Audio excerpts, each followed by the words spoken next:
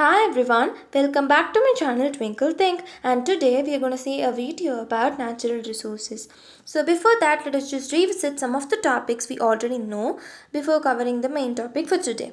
Air, water and soil. Air. Convection currents known as land breeze and sea breeze, composition of air, wind, pressure, vapor and many more. Water. It is really important element that a place should have, and if we don't have water, life cannot actually exist, not only on earth, anywhere else. And 3 by 4th of the earth is covered with water, but then not all of the water is useful, only 1% of that is useful. And then it is about soil. Soil is all about minerals and weathering, mixture, layers of soil, humus, fertility, and there are several substances that increase the fertility of soil, and one of them include fertilizers. Then we are going to talk about the biggest problem continuing even till now, and the cause for all of these problems are we great humans. The first one is air pollution.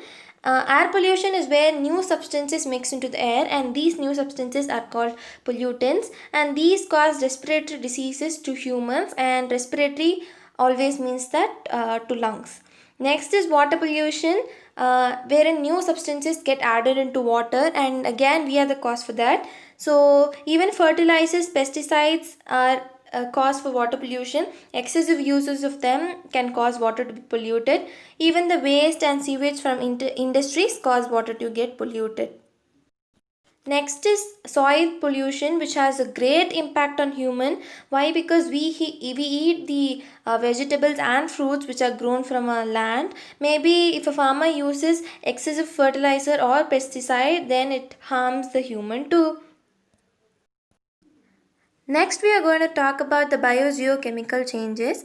So, the four main biogeochemical changes that you might already know are water cycle, nitrogen cycle, carbon cycle, and oxygen cycle. So, the three main processes that are involved in water cycle are evaporation, condensation, and precipitation, which again repeats. And for the nitrogen cycle, the main process are nitrification, ammonification, and renitrification. And for the carbon cycle, it is respiration and decomposition.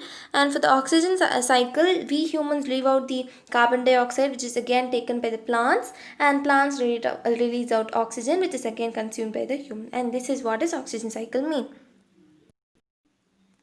Next, let us look into the layers of Earth's atmosphere. There are five main layers. Troposphere is where we find our hot air balloons and planes flying, and stratosphere is the second layer, which is 50 km above from the ground, and mesosphere is 90 km above from the ground, and we find meteors over there, and thermosphere is 800 km above from the ground, and exosphere is the final layer, which is 3000 km above from Earth's surface, and we find all those satellites revolving, and spaceship is found over there. Now, moving on to our main topic is about ozone layer.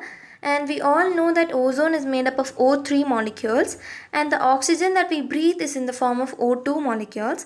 But then something to be known about ozone, that is O3 molecule, is that O3 molecule is so poisonous, and still it does something very positive and helpful for the humans, and that is it protects us from the UV rays, the ultraviolet rays from the sun. And indeed, UV rays are really harmful for the humans. We all have been hearing news that there is a hole in ozone. What might be the reason for that?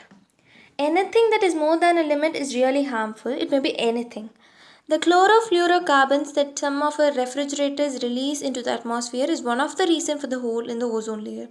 As said before, O3 molecules make ozone layer. O2 molecules is what we breathe. When the chlorine from the chlorofluorocarbon attaches to one of the molecule of O3, it binds with one of the molecule and leaves behind O2. So the O2 cannot save us or prevent us from the UV rays because it is the same oxygen that we breathe in our earth. So it's of no use at all, right? So that's one of the reason why we find hole in the ozone layer. So we have to be really careful in using machineries which release out CFCs into atmosphere in bulk amount, and we are not only supposed to care about ourselves, we have to care about our own environment too. Mother Earth can actually satisfy everyone's need but not everyone's greed. So with that note, I would like to complete this video. And if you like this video, again stressing, if you like this video, give it a thumbs up, subscribe my channel and share. Thank you.